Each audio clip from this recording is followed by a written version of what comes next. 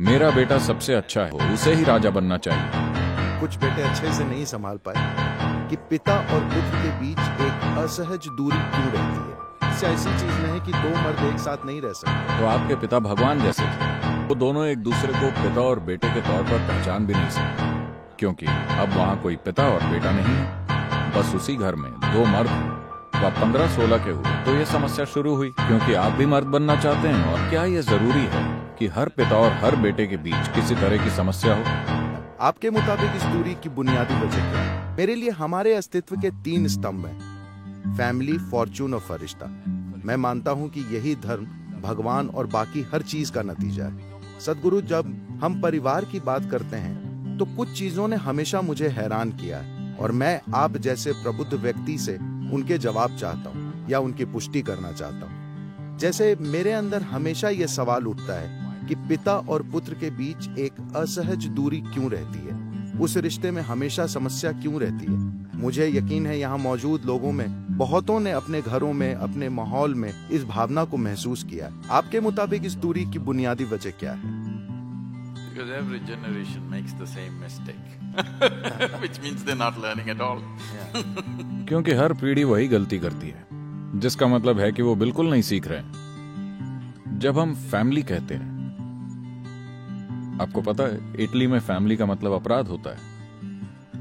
Family? हाँ, mafia को हमेशा फैमिली कहा जाता था। तो एक तरह से ये एक तरह का अपराध है। परिवार किसी भी समाज के निर्माण की सबसे बुनियादी व्यवस्था है, पर इसका मतलब ये नहीं है कि आपको भी बुनियादी बने रहना चाहिए, क्योंकि ये एक शारीरिक पहचान है। शरीर एक असलियत है, हम इससे इनकार नहीं कर सकते। बेशक ये In some way, एक तरह से कम कुछ हद तक हमारे माता पिता ने इसे हमें दिया है। आज ये जैसा है, जैसा ये दिखता है, ये उनकी वजह से। उन्हें ये किसी और ने दिया, वो अलग बात है, लेकिन हमको ये उन्होंने दिया था। तो ये एक शारीरिक पहचान है। खुद को अपनी शारीरिक पहचान तक सीमित रखना एक पूरे जीवन काल के लिए ये एक अपराध है, क्योंकि ये बहुत सारी चीजें पैदा कर देता है। इस देश ने लंबे अरसे से कष्ट सहे हैं। अभी आपने महाभारत का वीडियो रिलीज किया है। पूरा महाभारत एक पारिवारिक समस्या है। ये धृतराष्ट्र सिंड्रोम है। हम अब भी कष्ट सह रहे हैं। मेरा बेटा ही सबसे अच्छा है, चाहे जो हो। आज भी हम वही चीज झेल रहे हैं। मेरा बेटा सबसे अच्छा है, चाहे जो हो, उसे ही राजा बनना चाहिए।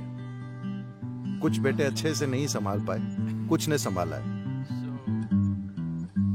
परिवार एक बुनियादी पहचान है जिसके साथ हम पैदा हुए हैं। आपके बचपन के लिए ये एक शानदार चीज है, क्योंकि उस पारिवारिक सहयोग के बिना कई मायनों में आप वो नहीं होते जो आप आज हैं। ठीक है, तो मैं पूरा सम्मान और समुचित आदर देता हूँ परिवार व्यवस्था को, for the family, because क्योंकि इंसानी बच्चा इस तरह पैदा होता है कि माँ की कोख से बाहर निकलते ही आप अपने पैरों पर खड़े होकर दूसरे जीवों की तरह चीजें नहीं कर सकते।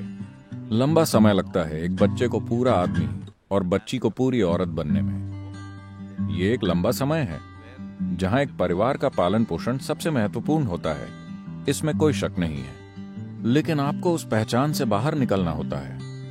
लेकिन कई लोग उस पहचान से कभी आगे ही नहीं बढ़ पाते, जिसके लिए वो पीड़ा सहते हैं। और कभी कभी अगर वो किसी खास जगह पर पैदा होते हैं तो उनकी वजह से पूरा देश कष्ट सहता है।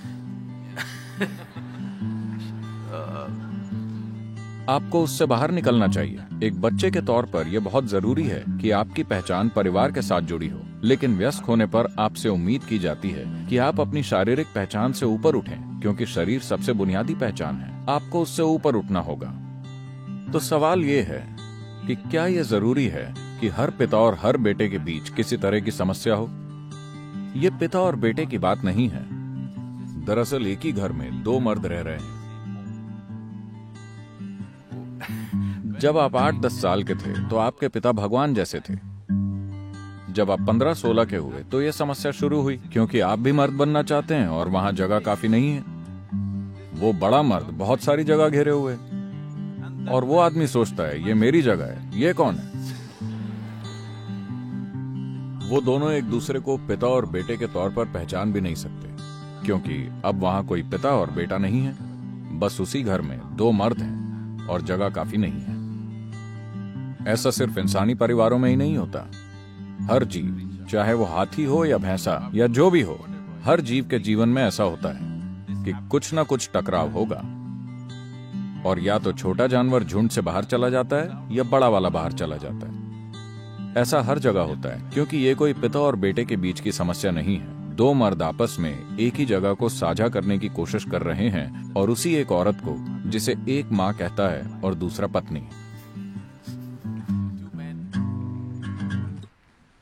ये निश्चित तौर पर उस गहरे भ्रम को तोड़ देता है जिसके साथ यह देश चलता रहा है, क्योंकि उसी घर में दो औरतों का होना हमेशा समस्या माना जाता था। आपने तो इसे बस उल्टा कर दिया है, जो मुझे सच लगता है, क्योंकि समस्या इसी चीज में है कि दो मर्द एक साथ नहीं रह सकते। ये औरतों के बीच भी होता है, लेकिन अलग तरह से।